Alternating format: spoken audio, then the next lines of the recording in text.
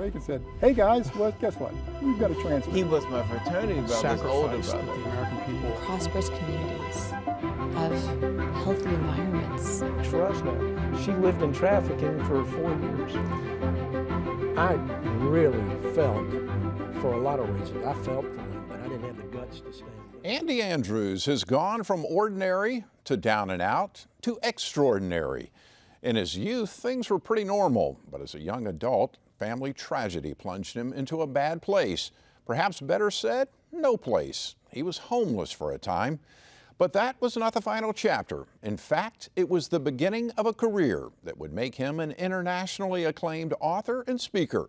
His books include The Traveler's Gift, The Noticer, The Little Things, and The Bottom of the Pool. You can add to that an array of children's books and a most impressive speaking career, with clients ranging from Fortune 500 companies to professional sports teams. We welcome Andy Andrews to Conversations. Thanks for coming back to see us. Absolutely, Jeff. It's great to see you. You bet, you bet. You haven't changed a bit. Well, I got a little older. You look great. You haven't changed. Yeah, we can say that to each other. Yeah. That's right. That's right. You don't look old. You don't look old. It's the power of positive thinking, there right? You go. That's right. Take me back. How did Andy Andrews become the Andy Andrews? Where did it start? How did it start? That's assuming that is anything. But you mentioned it in the intro. I was 19 when my parents died, and my mom died of cancer, and my dad was killed in a car accident, and which is tough time, obviously. Sure. But I've always had the ability to take a bad situation and make it worse. And I did. I made some bad moves and ended up literally homeless before that was even a word. I was sleeping under a pier here on the Gulf Coast and in and out of people's garages, which is not safe or smart. Right. But I did. And I met an old guy during that time. We called him Jones. Not Mr. Jones, just called him Jones. And we didn't really know where he was from or where he stayed when he was here or where he went when he left. We didn't know what was in the suitcase he carried around. But he called himself a noticer. It was the first time I'd heard that term. He said when God was passing out talents, I didn't get the cool ones. I can't run fast, I can't sing great, but I notice little things that make a difference in people's lives. And so he's the first person to ever really kind of tell me the truth about myself, and sometimes without much tact. And but and he made me angry a lot of times. But I'm thinking, where am I going? I'm living under a pier, and nobody else is paying any attention to me. Right. And so he got me started reading, and I'd always been kind of a Sports Illustrated, Field and Stream kind of person, and he got me reading biographies, and I ended up reading over 200 biographies during that time, and really kind of identified 7 things that I felt like all those people had, and I called them things at that point. I didn't know, I didn't know if they were ideas or theories or whatever, but I finally figured out these were 7 principles, and of course, principles work every time. Sure. They work whether you know them or not. Right. The principle of gravity was there long before the apple ever fell on Newton's head. Right. But once it did, and once he understood it, we as a society were free to harness that principle to create suspension bridges and airline flight and all the things that gravity held sway over. And so my thought was that why shouldn't we learn these 7 things? Why, what happens to people who know these 7 things? What happens to kids whose parents know these 7 principles and teach them to their children? And so those 7 principles were the things that I started using to yank myself out of that situation. And years later, they became the 7 decisions in The Traveler's Gift. And what are those 7? I always hate answering that question. Okay. And I'll tell you why. Okay, fair enough. When the book first came out, obviously you're trying to sell the book. Sure. And so I would be on some things, and they'd say, so tell me the 7 things. And I would be like, oh my God, because most times it's not a long form like you and I have here. Right. Most times you have 4 minutes. Right. Okay, and so I'm thinking, man, if I tell them these 7 things, nobody's going to buy this book because it's like, because until you dig into them, they sound normal, average, you know, because it's like the first one is responsibility. The buck stops here. The second one is seeking wisdom. Third one is action, being a person of action. Number 4, let's see if I remember. Number 4 is I'll have a decided heart. Number 5 is today I will choose to be happy. Number 6 is I will greet each day with forgiveness, with a forgiving spirit. And number 7 is I will persist without exception. So you can see why I hated answering that question early on, because I just imagine people going, wow, persist, never heard that. Yeah. You know, Right. okay. And, Right. But until you get to explaining them, and of course the story of the traveler's gift is a family going through a tough time, and the dad gets to travel through time, meeting with 7 historical figures who are also going through a tough time of their own. He gets to be with Harry Truman while he's trying to determine how to end the war. He gets to be with Anne Frank in the annex and talk with her and ask her questions. So each of these 7 historical figures give this man a different decision, a different principle, that if he puts it in his life, things will change. Had you been a writer like in high school or middle school? Was that something that you enjoyed, or was that something you took up after you decided I'm going to go? You know, I got to tell you, the writing thing, it's very obviously a God thing with me, because when I was in high school, I could not do that, you know, the diagramming the sentences, the indirect object and the object of the preposition and the subject and the predicate, and I could not get it. And they told me in high school, they said, well, you're going to have a hard time in freshman English in college because it's all composition. So I was terrified because, you know, the stories about people failing freshman English are, you know, everywhere. Yeah. And so when I went, everybody else was making C's and D's. I made A's. And I didn't know the structure, how to identify the structure, but somehow I knew how to write it. Right. And to this day, the publisher, HarperCollins, says, well, you hand in the cleanest drafts of anybody that we have. And I'm like, oh, thanks, because I don't really know how I'm doing it. But it's a discipline for me. Writing is a discipline. You know, I hear people say a lot of times that, well, I want to write a book sometime. I'm like, well, really? When are you going to do it? And they'll say, well, you know, I'm waiting to be inspired. And I'm like, you know, I've written 26 books. I've probably been inspired 26 times.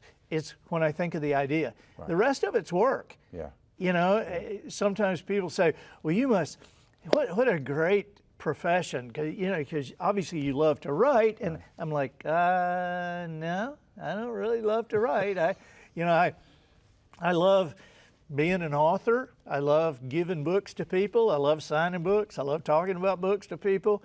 But do I like to write?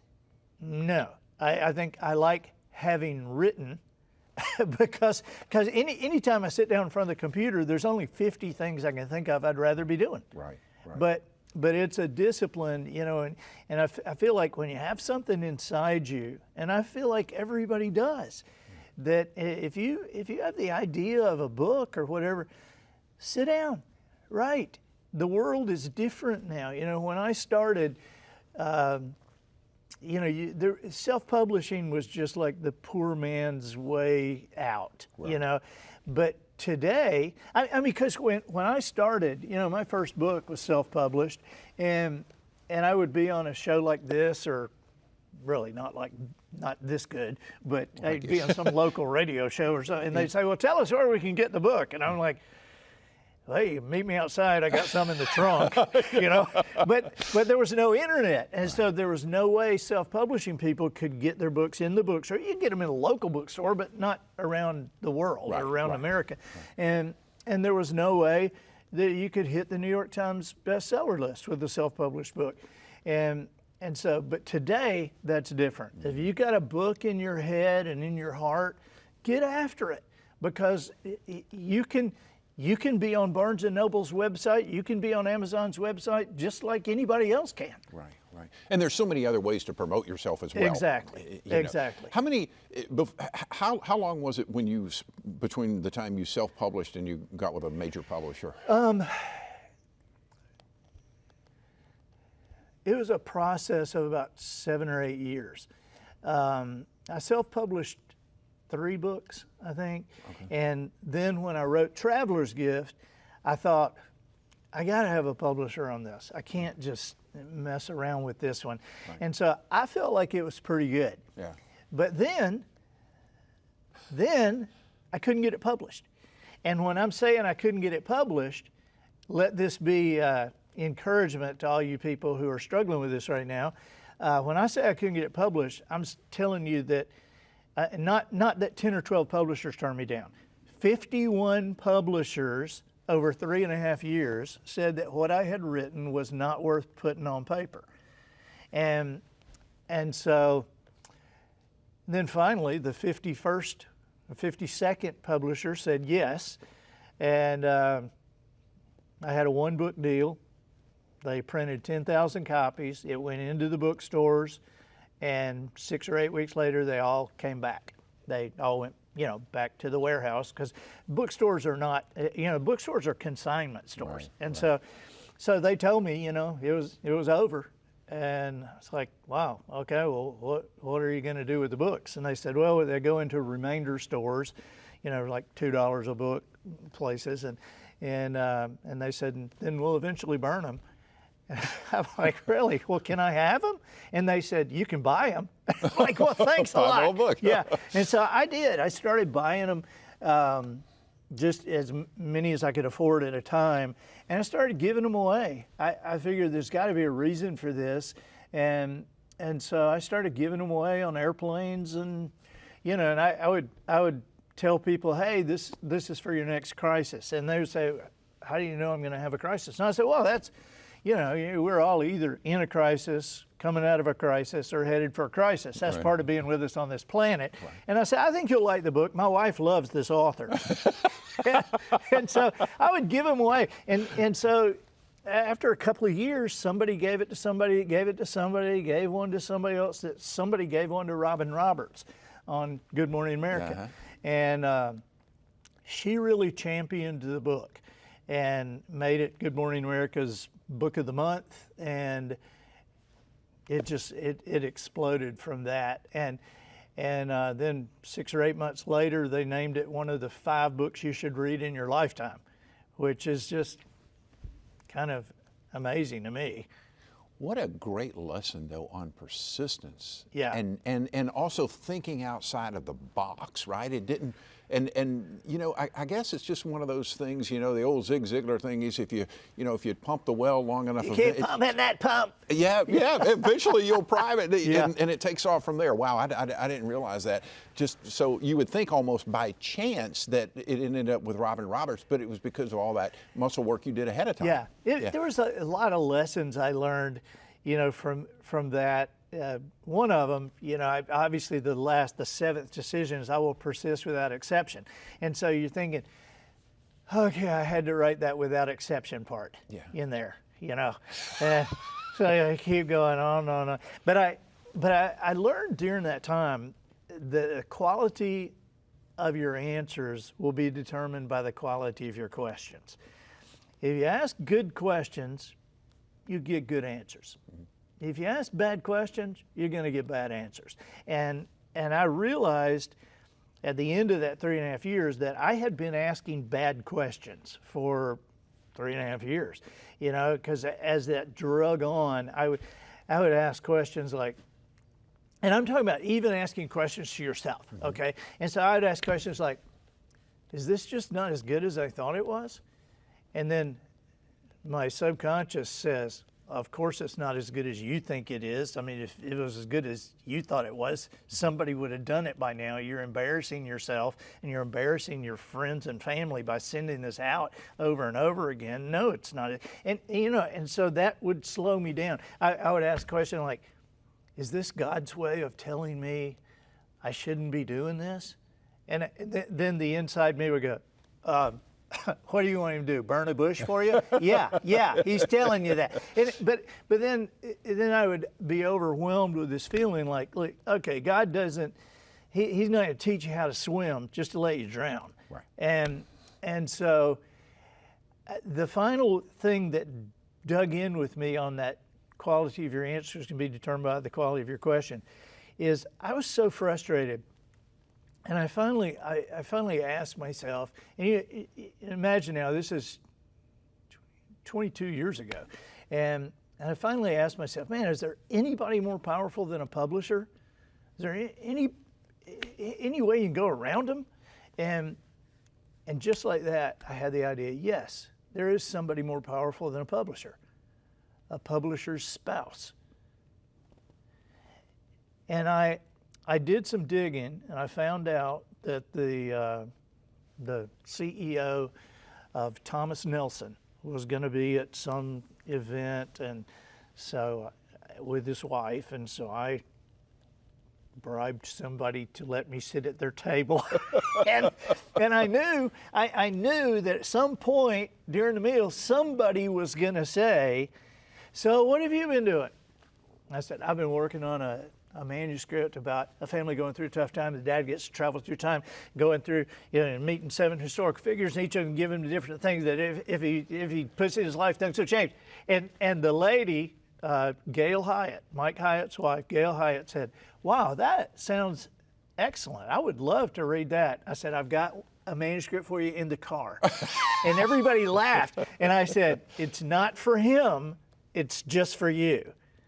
And so I found out later that they stayed up all night long. Well, actually, she stayed up all night long reading it. He stayed up all night long because she was going, "Listen to this part, listen to this part." And a week later, we had a deal on the book. Wow. Incredible, incredible. Your other discipline, speaking, you speak some big venues and whatnot. What are you telling folks today when you go out and speak? Because I see your list. You're talking to major Fortune 500 companies. You're talking to NFL teams, Major League Baseball teams, big NCAA college teams. What's your theme today? What are you telling them? I feel like people, have you ever tried to explain something to somebody that you loved, and they said, "I just don't want to think that hard." And you're like, "Really?" You're just like okay with how you are, and so that used to bug me, and I believe that what we become is that's what holds our future, right? And so my greatest advice is kind of what I'm taking out there now. It is the greatest advice I got. My oldest son asked me one time, he said, what's the greatest piece of advice you've ever gotten in your life, Dad? And I didn't even have to think about it. I knew what it was, because when I heard it from the old man, Jones, the noticer, when I heard it from him, it went over my head at first, but it was so odd, I kept thinking about it. What he said was, he said, "You got to remember, you can't always believe everything you think." I was like, what?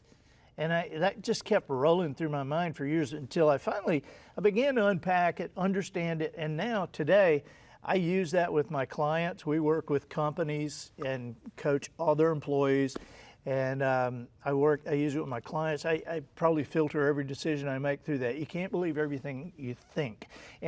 And here's the best way I can explain that, Jeff, is have you ever known something, I mean, you knew it, and you could argue it, and you could win the argument. And then after 6 months or a year, you kind of thought, oh, that was not exactly right, or my information was a little incomplete. Well, we've all done that. Okay, well, if you've ever done that, does the possibility exist that something you know now, your information might be incomplete? And you would say, well, Andy, of course something I know now, my information might be incomplete. And I would say, right. But the point is, we don't know what that is, do we? Right. And we don't know how many subjects that may cover in your life. Right. And so there is this deep desire for people to achieve to their potential.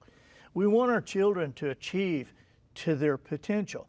But there's a misconception in why people are not, or why I am not achieving my, and that misconception is people believe it's because of something they're missing, something they don't know. But it's not.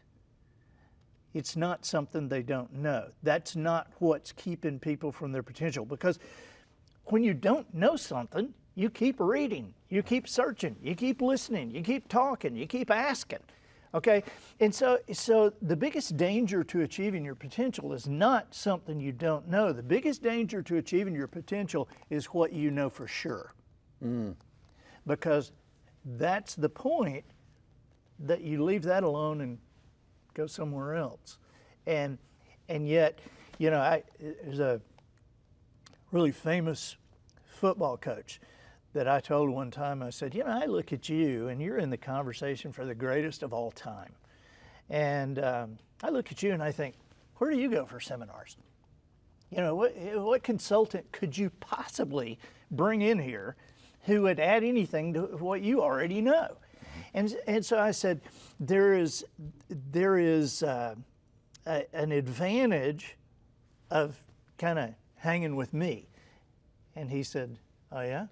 And I said, yeah, I don't know anything about football. I said, I know what a fan knows, but I don't know what you know. Right. I said, but I help people compete in ways the competition doesn't know a game is going on. And your competition knows your game. You know, every industry, they kind of rise and fall together with the economy. They rise and fall. You know, but rarely do you see anybody like Fairway Mortgage that jumps out after 19 years to 5.4 billion, 19 years to it. In 1 year, they went to 11.2. The next year, 17.6. The next year, 22 something. And in 7 years, they'd gone from 750 employees to 11,000 employees and $72.5 billion. Well, that same thing can be done with football teams, with baseball teams, basketball teams, with small businesses, large businesses, and it's a matter of thinking. And it's not just a matter of the CEO thinking. You know, I hear, you can tell I'm passionate about this. Yeah, well, that's I'm right. sorry, I don't, but you hear people say, you know, everything rises and falls on leadership. Really? Because leadership is only 10 or 12% of a company or of an organization. So everything rises and falls on 10 to 12% of the people that, I just don't believe that. But everything does rise and fall on culture, because the culture of an organization includes everybody. And the culture is a direct reflection of how they think. Mm-hmm. You know, most CEOs, if they were honest with themselves, which most of them are, but they never consider this. If you look down at all the people in the business or in the organization, a coach looks at his team, think of all the decisions that are being made every day, every hour, that the CEOs, he ain't got any control over it, doesn't even know they're happening, okay? And there's these general guidelines or a mission statement or some regulations or whatever, but there's different decisions being made with relationships, with coworkers, with, you know, I mean, you know, yeah. You're a business person. Yeah. And so it's the same thing. It's why there's a difference. What I do is I coach. I don't train. My company, Creating Measurable Results, is a coaching company, not a training company. Mm-hmm. Okay, and it's like if you look at Nick Saban. Nick Saban's not a trainer. True. He's a coach. Yep. And so why was he so good? Well, you could see the culture change at Alabama. Mm-hmm. From the point, I mean, the time that he left to the time a new coach took over, the culture took a dramatic hit. I mean, all of a sudden you got guys on the field refusing to come off, kicking the ball, throwing their mouth guard across the field.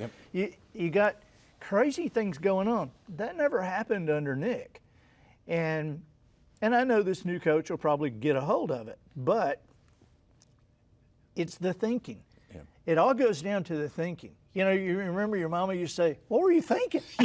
That's right. And unfortunately today a lot of people aren't, right? Right, right. Anyway, I'm about out of time here. I've got about 1 minute left. Tell me real quick, how do people find out? I know you've got a lot of stuff going on. You have 20 some odd, what, 26 books? 26. 26 books. You have a podcast. Yep. The coaching company, a bunch of other stuff. How do people find you?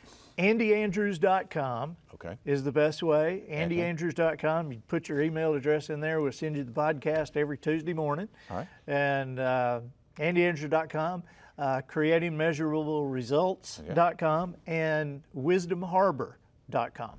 Andy, thank you, my friend. Thank you, buddy. All the best. Andy Andrews. By the way, you can see this and many more of our conversations online at wsre.org/conversations, as well as on the PBS video app and YouTube. I'm Jeff Weeks. Thank you so very much for watching. I hope you enjoyed our program. Take wonderful care of yourself, and we'll see you soon.